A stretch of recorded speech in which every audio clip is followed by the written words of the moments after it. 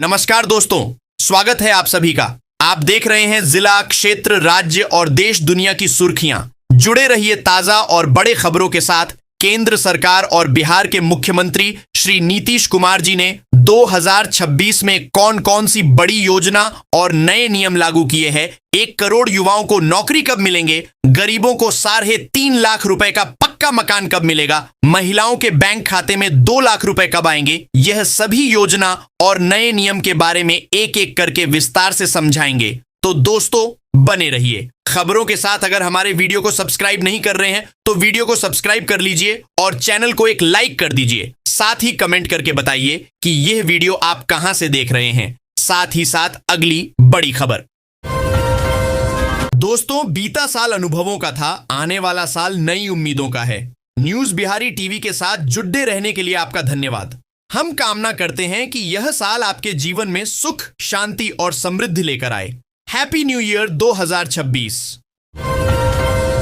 2 पहिया वाहनों से सड़क हादसों को कम करने के लिए आज 1 जनवरी 2026 से स्कूटर और मोटरसाइकिल के लिए नए सुरक्षा नियम लागू हो गया है, जिसके बाद सभी तरह के स्कूटर और मोटरसाइकिल में ABS anti lock braking system जैसे सेफ्टी फीचर को अनिवार्य कर दिया है। इसके साथ ही 2 पहिया वाहन की बिक्री के साथ 2 हेलमेट के नियम को भी लागू कर दिया है। उप मुख्यमंत्री सम्राट चौधरी ने बिहार में 1 करोड़ नौकरी रोजगार देने की प्रतिबद्धता दोहराई है। उन्होंने जननायक कर्पूरी ठाकुर कौशल विकास विश्वविद्यालय की स्थापना और 32 लाख युवाओं को प्रशिक्षित करने की बात कही। अगले 5 वर्षों में 25 नई चीनी मिलें स्थापित होंगी।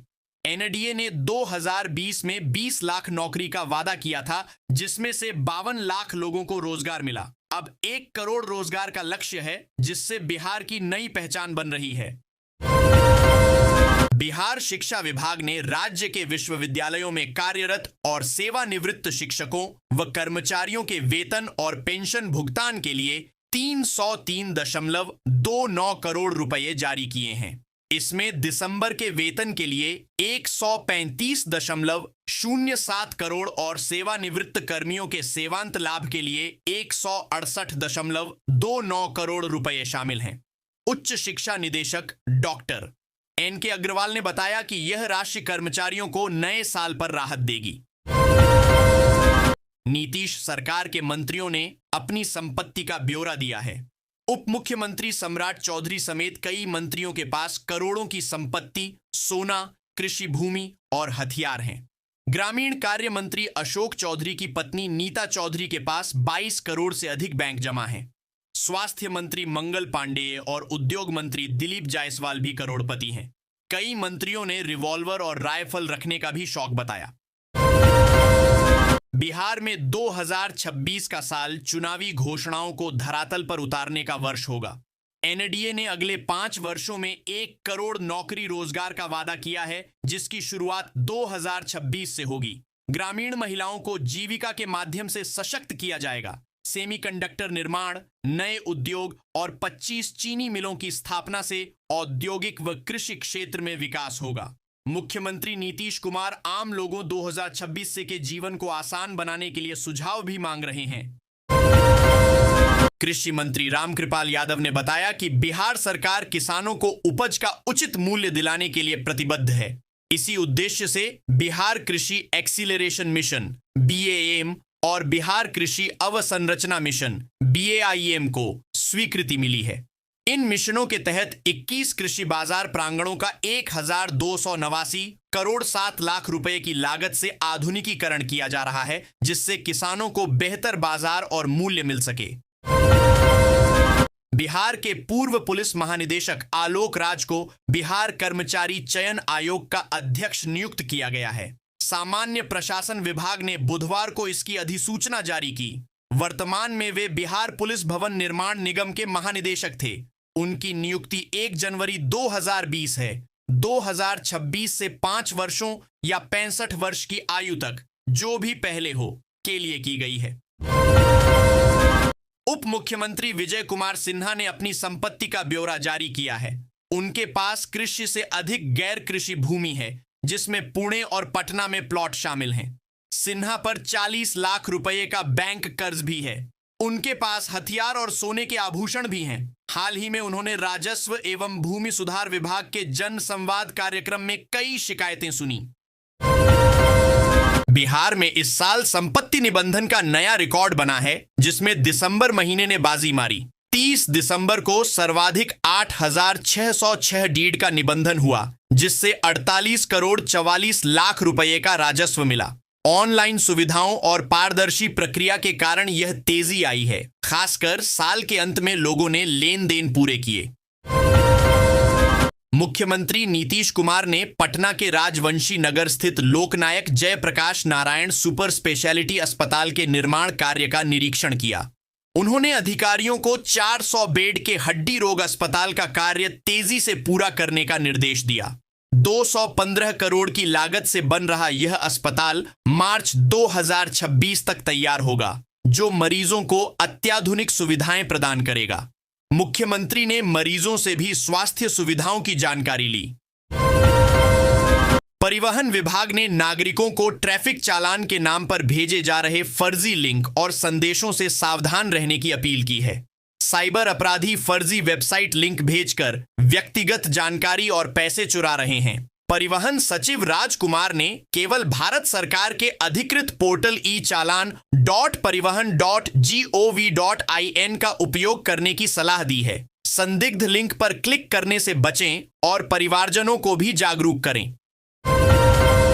बिहार विधानसभा में नेता प्रतिपक्ष तेजस्वी यादव की बिहार से अनुपस्थिति पर सत्ता पक्ष लगातार तंज कस रहा है। इस पर उनके मामा पूर्व सांसद साधु यादव ने तेजस्वी का बचाव किया और सवालों को फालतू बताया। उन्होंने राजद कांग्रेस गठबंधन को भी बेतुका करार दिया और कांग्रेस को राजद की दुर्दशा का जिम्मेदार ठहराया।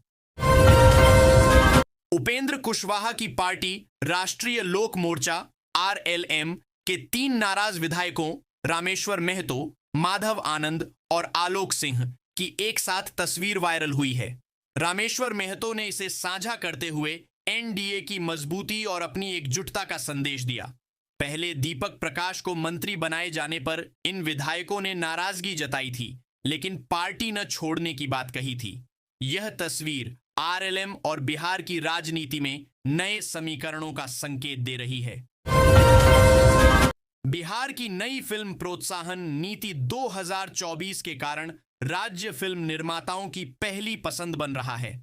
अब तक 37 फिल्मों, वेब सीरीज और डॉक्यूमेंट्री को शूटिंग की अनुमति मिली है, जिससे स्थानीय रोजगार और अर्थव्यवस्था को बढ़ावा मिल रहा है। कला एवं संस्कृति विभाग फिल्म सिटी निर्माण पर भी विचार कर रहा है। इसके अतिरिक्त लोक कलाओं को पुनर्जीवित करने और कलाकारों को पेंशन देने जैसी कई सांस्कृतिक पहलें भी की जा रही हैं।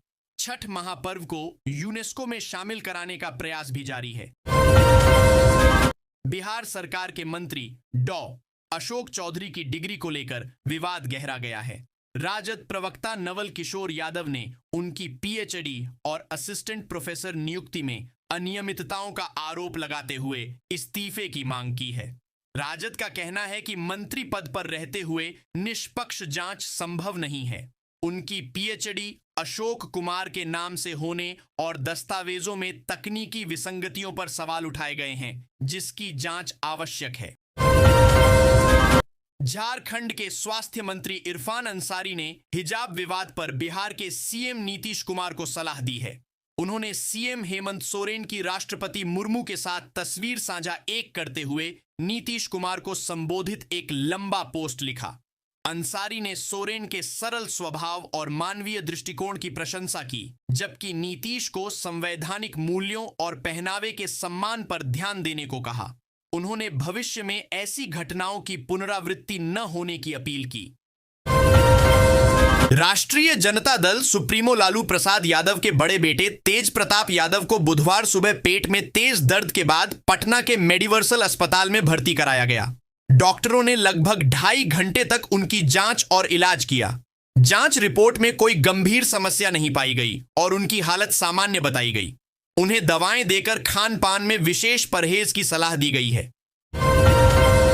अयोध्या सिने अवार्ड 2025 में भोजपुरी सिनेमा के सितारों को सम्मानित किया गया। अरविंद अकेला कल्लू को सर्वश्रेष्ठ अभिनेता और रानी चटर्जी को सर्वश्रेष्ठ अभिनेत्री का पुरस्कार मिला। पवन सिंह ने कई श्रेणियों में जलवा बिखेरा, जिसमें सर्वश्रेष्ठ गायक और सर्वश्रेष्ठ नायक शामिल हैं। निर्माता अभय सिन्हा और वितरक निशांत उज्ज्वल को भी विशेष सम्मान मिला। यह समारोह भोजपुरी सिनेमा की प्रतिभा और प्रगति का उत्सव रहा। बिहार के 13 विश्वविद्यालयों और 268 महाविद्यालयों में लगभग 8,000 तृतीय श्रेणी कर्मचारियों की भर्ती की तैयारी है। उच्च शिक्षा विभाग ने कुल सचिवों को रोस्टर क्लियरेंस का आदेश दिया है। बिहार राज्य कर्मचारी चयन आयोग और राज्य तकनीकी सेवा आयोग के माध्यम से तकनीकी सहायक, एआई इंजीनियर, डेटा साइंटिस्ट सहित विभिन्न पदों पर नियुक्तियां होंगी। यह पहल उच्च शिक्षा में बढ़ती प्रतिस्पर्धा और तकनीकी मांगों को पूरा करने के लिए की जा रही है। सीतामढ़ी में 2026 तक स्वास्थ्य सेवाओं में बड़ा बदलाव आएगा। 665 करोड़ की लागत से मुरादपुर में मेडिकल कॉलेज, 500 बेड का अस्पताल और बीएससी नर्सिंग कॉलेज बन रहा है, जो 90% पूरा हो चुका है। इसके साथ ही 10 सामुदायिक स्वास्थ्य केंद्र, सुपर स्पेशलिटी अस्पताल बनेंगे। इन परियोजनाओं से जिलेवासियों को बेहतर और सुलभ इलाज मिलेगा तथा मेडिकल शिक्षा के लिए बाहर जाने की आवश्यकता समाप्त होगी। 1 जनवरी से भागलपुर रूट की 27 एक्सप्रेस और लोकल ट्रेनों का समय बदल जाएगा। रेलवे ने अधिसूचना जारी कर यात्रियों से नया शेड्यूल जांचने का आग्रह किया है। वनांचल एक्सप्रेस और सूरत हमसफर एक्सप्रेस सहित कई ट्रेनों के समय में बदलाव हुआ है। कविगुरु एक्सप्रेस के समय में कोई परिवर्तन नहीं है। यात्री अपनी यात्रा 1 जनवरी से शुरू कर सकते हैं कि योजना बनाने से पहले नई समय सारणी अवश्य देख लें। भागलपुर में कई महत्वाकांक्षी विकास परियोजनाएं जो पूर्व नगर आयुक्त अवनीश कुमार सिंह के कार्यकाल में शुरू हुई थीं, अब भी अधूरी हैं। भैरवा तालाब सौंदर्यीकरण, निर्बाध जलापूर्ति और स्मार्ट सिटी के कई कार्य समय व प्रशासनिक अड़चनों के कारण पूरे नहीं हो सके।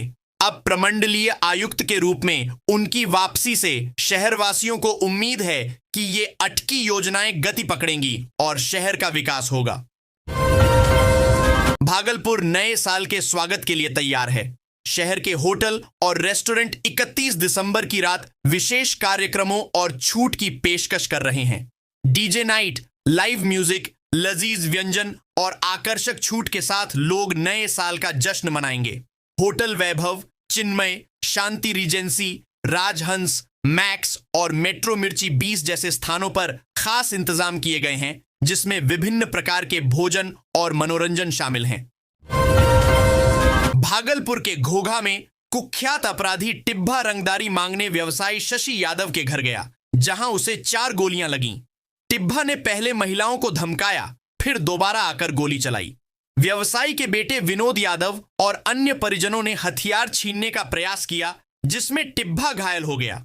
उसकी हालत गंभीर है। पुलिस मामले की जांच कर रही है और व्यवसायी के घर पर सुरक्षा के लिए कैंप कर रही है।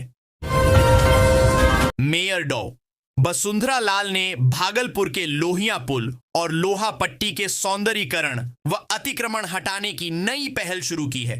रेलवे की जमीन पर वाहन पार्किंग, सामुदायिक शौचालय और सब्जी विक्रेताओं को व्यवस्थित किया जाएगा। पुल पर मंजूषा पेंटिंग होगी। तिरंगा light off I love Bhagalpur sign board दुरुस्त होंगे। लोहा पट्टी से डिक्शन चौक तक नाले व सड़क बनेंगे, जिससे शहर स्वच्छ और सुंदर बनेगा। भागलपुर के मानिक सरकार घाट पर गंगा में अवैध रूप से मिट्टी भरकर सड़क बना दी गई है, जिससे कटाव का खतरा बढ़ गया है। भूमाफिया की इस कारस्तानी पर जिला प्रशासन अंकुश लगाने में नाकाम रहा है। इससे गंगा की धारा बाधित हुई है और नाव व क्रूज परिचालन भी प्रभावित हो रहा है। तटबंध निर्माण में भी देरी है और एक स्टॉर्म वाटर ड्रेन का 80 फीट हिस्सा भी ध्वस्त हो गया है, जिससे गुणवत्ता पर सवाल उठ रहे हैं। भागलपुर के सनहौला बाजार में गहरा नदी पर रील बनाते समय एक बाइक सवार 50 फीट गहरे गड्ढे में गिर गया। बांका जिले के 17 वर्षीय रुपेश कुमार गंभीर रूप से घायल हो गए। उन्हें प्राथमिक उपचार के बाद भागलपुर रेफर किया गया, जहां उनकी हालत चिंताजनक बनी हुई है। प्रत्यक्षदर्शियों के अनुसार युवक फिल्मी स्टाइल में बाइक चला रहा था। इस हादसे का वीडियो इंटरनेट पर तेजी से वायरल हो रहा है। पंचायती राज मंत्रालय के एलजीडी पोर्टल पर बिहार की 3,603 पंचायतें स्थानीय निकायों से मैप नहीं की गई हैं, जिससे योजनाओं के क्रियान्वयन और निगरानी में बाधा आ रही है। मंत्रालय ने विभाग को सूचित किया है, जिसके बाद विशेष कार्य पदाधिकारी ने सभी जिला पंचायती राज अधिकारियों को पोर्टल शीघ्र अपडेट करने का निर्देश दिया है। मुजफ्फरपुर में 189 पंचायतें अनमैप हैं। इसका उद्देश्य सरकारी ऐप्स में डेटा एकीकरण और पारदर्शिता सुनिश्चित करना है। मुजफ्फरपुर का 152वां स्थापना दिवस गुरुवार को शहीद खुदीराम बोस स्टेडियम में धूमधाम से मनाया जाएगा। डीएम सुब्रत कुमार सेन ने बताया कि उद्घाटन गुब्बारा उड़ाकर होगा। कार्यक्रम में स्थानीय कलाकार और स्कूली बच्चे बिहार की समृद्ध सांस्कृतिक विरासत को लोकगीत, नृत्य और प्रतियोगिताओं के माध्यम से प्रदर्शित करेंगे। स्टेडियम और समाहरणालय परिसर को सजाया गया है और सुरक्षा सहित सभी आवश्यक व्यवस्थाएं पूरी कर ली गई हैं। मुजफ्फरपुर में अगले 6 दिनों तक कोल्ड डे की स्थिति बनी रहेगी, जिससे कनकनी और ठंड से राहत नहीं मिलेगी। अधिकतम और न्यूनतम तापमान सामान्य से 3 डिग्री कम दर्ज किया गया। जेट स्ट्रीम और पछुआ हवाओं के प्रभाव से यह स्थिति बनी है। सुबह घना कोहरा छाने और दिन में धूप न निकलने की संभावना है, जिससे जनजीवन प्रभावित होगा। मुजफ्फरपुर में भूमिगत विद्युतीकरण के 1 साल बाद भी बैंक रोड सहित कई इलाकों से ओवरहेड केबल नहीं हटे हैं। स्मार्ट सिटी और नगर निगम ने केबल ऑपरेटरों को 10 दिन का अल्टीमेटम दिया है। चेतावनी दी गई है कि समय सीमा समाप्त होने के बाद निगम सख्ती से केबल हटाएगा और विरोध करने वालों पर कानूनी कार्रवाई होगी। ये केबल दुर्घटना का कारण बन रहे हैं और शहर की सुंदरता को भी प्रभावित कर रहे हैं। आईआईटी पटना और एमआईटी मुजफ्फरपुर 13 से 15 मार्च तक केमाथन का आयोजन करेंगे। यह प्रतियोगिता देश भर के इंजीनियरिंग छात्रों को विभिन्न क्षेत्रों में तकनीकी समाधान प्रस्तुत करने का अवसर देगी। विजेता टीम को 1 लाख रुपए का नकद पुरस्कार मिलेगा, जबकि कुल 2 लाख से अधिक के पुरस्कार दिए जाएंगे। यह छात्रों के लिए नवाचार का एक बड़ा मंच है। डीआरआई बिहार विश्वविद्यालय में पैट उत्तीर्ण अभ्यर्थियों की पीएचडी मेरिट लिस्ट 100 अंकों के स्केल पर बनेगी। इसमें पीजी के प्राप्तांकों को अधिकतम 70 अंक का वेटेज मिलेगा। नेट पैट बेट योग्यता पर 5 अंक, जेआरएफ पर 10 अंक और इंटरव्यू के लिए 20 अंक निर्धारित हैं। राजभवन के रेगुलेशन के तहत यह प्रक्रिया अपनाई जाएगी। अगले महीने इंटरव्यू की तिथि घोषित हो सकती है।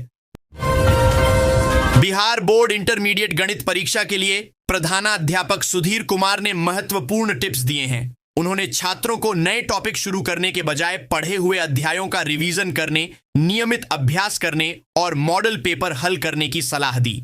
तनाव से बचने और समय प्रबंधन पर भी जोर दिया गया, जिससे बेहतर अंक प्राप्त किए जा सकें। मंगलवार दोपहर गुरारू रेलवे स्टेशन पर 25,000 वोल्ट की ओवरहेड ट्रैक्शन तार और जनरेटर के बिजली तार के संपर्क में आने से शॉर्ट सर्किट हुआ। इससे तेज चिंगारी निकली और यात्रियों में अफरा तफरी मच गई। पास में पेट्रोल टैंक वाली मालगाड़ी खड़ी थी और महाबोधि एक्सप्रेस आ रही थी, जिसे रोका गया। अमृत भारत स्टेशन योजना के तहत चल रहे काम के दौरान यह घटना हुई, लेकिन गनीमत रही कि कोई बड़ा हादसा नहीं हुआ। रांची जंक्शन पर नॉन इंटरलैकिंग कार्य के कारण 31 दिसंबर 2025 से 7 जनवरी 2026 तक 2 ट्रेनों के परिचालन में बदलाव किया गया है। पटना रांची जनशताब्दी और घोड़ा रांची एक्सप्रेस अब रांची के बजाय नामकोम स्टेशन से संचालित होंगी। रेलवे ने यात्रियों को यात्रा से पहले ट्रेनों की जानकारी लेने की सलाह दी है, ताकि असुविधा से बचा जा सके। यह बदलाव तकनीकी कार्य पूरा होने तक रहेगा। बक्सर जिले के लिए वर्ष 2025 विकास और चुनौतियों का मिला जुला साल रहा। चौसा थर्मल पावर प्लांट की पहली इकाई का उद्घाटन, जेके सीमेंट, पेप्सिको और कोका कोला जैसी कंपनियों का आगमन औद्योगिक विकास की प्रमुख उपलब्धियां रहीं। सड़कों, कला भवन, स्टेडियम और संगीत महाविद्यालय जैसे आधारभूत संरचनाओं का भी विस्तार हुआ।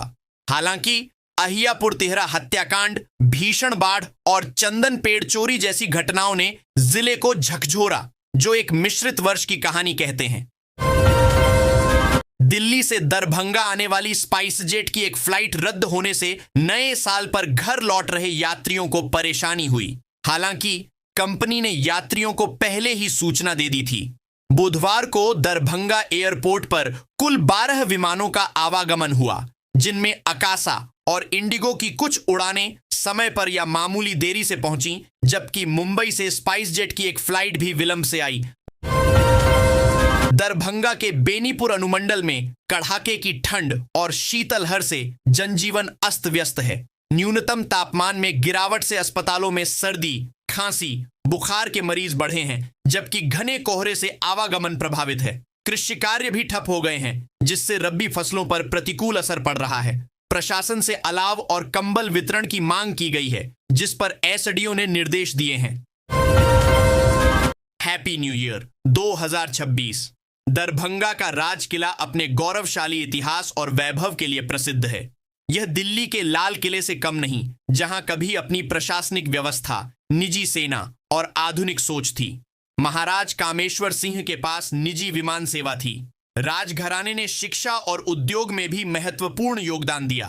2026 में पर्यटक यहां आकर मिथिला की समृद्ध विरासत और ऐतिहासिक इमारतों का अनुभव कर सकते हैं। नव वर्ष 2026 के पहले दिन दरभंगा के मां श्यामा मंदिर में भक्तों के लिए विशेष व्यवस्था की गई है। कतारबद्ध दर्शन के लिए महिला पुरुषों की अलग अलग लाइनें होंगी। दर्शन के समय मां का चढ़ा फूल मिलेगा और वापसी पर तिलक व प्रसाद दिया जाएगा। सुरक्षा के लिए अतिरिक्त सीसीटीवी कैमरे, महिला पुलिस और सादे कपड़ों में पुलिसकर्मी तैनात रहेंगे। मंदिर को रंग बिरंगी लाइटों से सजाया गया है। दरभंगा मुंबई फ्लाइट। अकासा एयर ने दरभंगा से दिल्ली और मुंबई के लिए उड़ानें शुरू की, जिससे यात्रियों को किराए में राहत मिली और आवागमन आसान हुआ। दरभंगा एयरपोर्ट ने यात्री आवागमन में नए रिकॉर्ड बनाए हैं। रनवे पर आधुनिक लाइटिंग सिस्टम लगने से उड़ानें बाधित होने की संख्या कम हुई। अंतरराष्ट्रीय एयरपोर्ट बनाने के लिए भूमि अधिग्रहण और निर्माण कार्य जारी है, हालांकि कुछ असुविधाएं अभी भी हैं। डीएम कौशल कुमार की अध्यक्षता में दरभंगा में हुई बैठक में ग्रामीण बैंकिंग सेवाओं को बेहतर बनाने के लिए महत्वपूर्ण निर्णय लिए गए। पंचायत सरकार भवनों में बैंक शाखाएं खोलने का निर्देश दिया गया। लंबित आर्ण आवेदनों, विशेषकर डेयरी और कृषि से संबंधित के शीघ्र निपटान पर जोर दिया गया। मखाना किसानों को आर्ण में प्राथमिकता देने की बात भी कही गई, जिससे जिले में वित्तीय समावेशन बढ़ेगा। गोपालगंज के थावे दुर्गा मंदिर आभूषण चोरी मामले में पुलिस को महत्वपूर्ण सफलता मिली है। चोरी के 14 दिन बाद तीसरे आरोपी गुड्डू साईं को गिरफ्तार कर उसके पास से मां भवानी का चोरी हुआ कान का झुमका बरामद किया गया है। पुलिस अभी भी चौथे आरोपी शरीफ साईं और उत्तर प्रदेश के एक अन्य संदिग्ध की तलाश में जुटी है। इस मामले में पहले 2 आरोपी गिरफ्तार हो चुके हैं। गोपालगंज जिले की 82 पंचायतों में नए पंचायत सरकार भवन का निर्माण कार्य शुरू हो गया है। प्रत्येक भवन पर 1 करोड़ 14 लाख रुपए खर्च होंगे, जिससे मार्च 2026 तक निर्माण पूरा होने की उम्मीद है। इन भवनों से ग्रामीणों को जन्म, आय, जाति और भू स्वामित्व प्रमाण पत्र जैसी बुनियादी सुविधाएं पंचायत स्तर पर ही मिलेंगी। कुचायकोट में सर्वाधिक 12 भवन बनेंगे, जिससे स्थानीय प्रशासन और सेवाओं तक पहुंच बेहतर होगी। जमुई के टेलवा पुल पर मालगाड़ी दुर्घटना के 4 दिन बाद भी कारण स्पष्ट नहीं। जांच समिति रेलवे ट्रैक की स्थिति, बोगियों की कपलिंग टूटने और शरारती तत्वों की भूमिका पर केंद्रित है। रेल पटरियों के जोड़ में दरार या कपलिंग खुलने की चर्चा है, जिससे पीडब्ल्यूआई और कैरेज एंड वैगन विभाग पर कार्रवाई संभव है। लगभग 100 मीटर ट्रैक क्षतिग्रस्त हुआ। सिमुलतला रेल हादसे के बाद 67 घंटे की कड़ी मशक्कत के बाद हावड़ा दिल्ली मुख्य मार्ग पर रेल परिचालन बहाल हो गया है। रेलवे की तकनीकी टीम ने डाउन एंड अप दोनों लाइनों पर मरम्मत कार्य पूरा किया। मंगलवार शाम को डाउन ट्रैक पर इलेक्ट्रिक मालगाड़ी का सफल ट्रायल हुआ, जिसके बाद यात्री ट्रेनों का संचालन भी शुरू हो गया। बुधवार सुबह अप लाइन भी बहाल कर दी गई, जिससे हजारों यात्रियों को राहत मिली। सिमुलतला में मालगाड़ी के पटरी से उतरने के 67 घंटे तक ट्रैक ठप रहा, जिससे भारतीय रेलवे की विश्व स्तरीय व्यवस्था पर गंभीर सवाल उठ रहे हैं। यह घटना आपातकालीन संसाधनों की कमी और धीमी प्रतिक्रिया को उजागर करती है। बुलेट ट्रेन के सपनों के बीच पुरानी पटरियों की हकीकत और राष्ट्रीय सुरक्षा पर इसके निहितार्थ चिंताजनक हैं, जो रेलवे को आधुनिकीकरण और जवाबदेही पर ध्यान देने की आवश्यकता पर बल देते हैं। सिवान में पूर्व कार्यपालक पदाधिकारी अनुभूति श्रीवास्तव के निलंबन के बाद 70 योजनाओं की स्वीकृति से संबंधित लापता संचिकाओं की तलाश में छापेमारी की गई।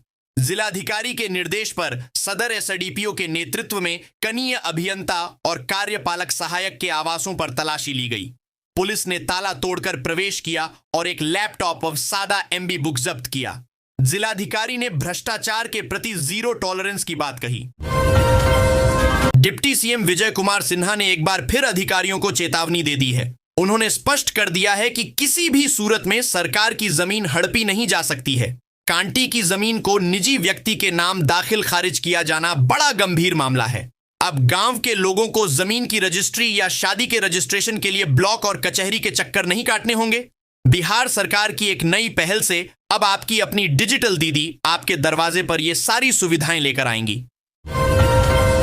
बिहार वैश्विक पर्यटन मानचित्र पर धीरे धीरे अपनी खोई पहचान वापस पा रहा है। कोविड के सन्नाटे को चीरते हुए विदेशी पर्यटकों की संख्या में आई 1.9 लाख की भारी बढ़ोतरी कुछ इसी ओर इशारा कर रही है। सौर ऊर्जा के क्षेत्र में बिहार ने लंबी छलांग मार ली है। अब बिना शोर और धुआं के बिजली मिलने वाली है। दरअसल लखीसराय में कजरा सोलर पावर प्लांट से अब बिजली उत्पादन शुरू कर दिया गया है, जिससे कई बड़े फायदे होने वाले हैं। उत्तर बिहार में मौसम ने 2003 जैसी कड़ाके की ठंड की याद दिला दी है। 10 दिनों से धूप गायब, बादल और धुंध छाए हैं। मुजफ्फरपुर, समस्तीपुर समेत कई जिलों में कोल्ड डे की स्थिति बनी हुई है।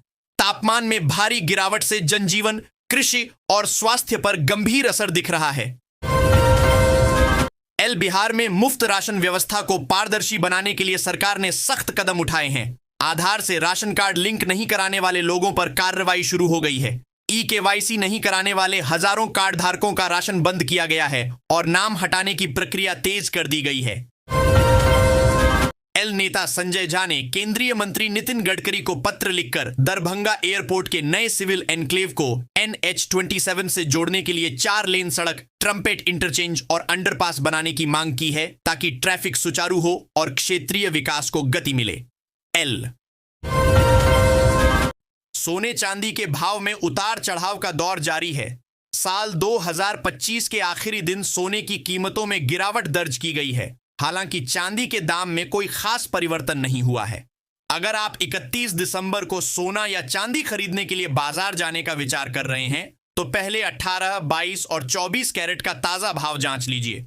स्थानीय सराफा बाजार द्वारा जारी की गई कीमतों IBJ के आंकड़ों के आधार पर के अनुसार बुधवार सुबह 22 कैरेट सोने के दाम 1,24,700 रुपए, 24 कैरेट का भाव 1,36,030 रुपए और 18 कैरेट सोने का रेट 1,02,060 रुपए प्रति 10 ग्राम दर्ज किए गए हैं। चांदी की कीमत 2,40,000 रुपए प्रति किलो रही।